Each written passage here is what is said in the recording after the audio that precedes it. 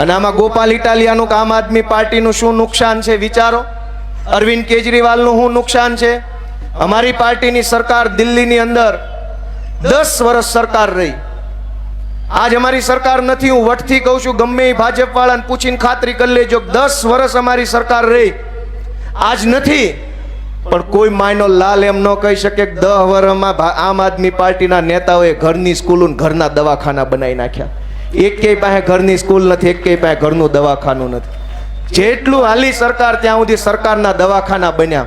સરકાર ભલે આજ અમારી નથી, પણ અમારી સરકારે બનાવેલા દવાખાના છે ને ખાંભીઓની જેમ ઊભા છે, આમ હજડ બમ થઈને, જે આ જનતા માટેના છે.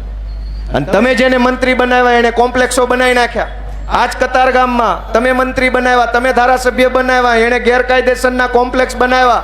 તમારે તો એક 2 BHK નો તમારે એક 2 BHK નો ફ્લેટ લેવો હોય તોય ફ્લેટ નસીબમાં નથી. એવાય અનેક જણા અહીંયા ઊભા છે. આખી જિંદગી મહેનત કરીએ, મજૂરી કરીએ, લોહી રેડીએ, પરસેવો રેડીએ, કરકસર કરીએ, તે દિવસે તે કતાર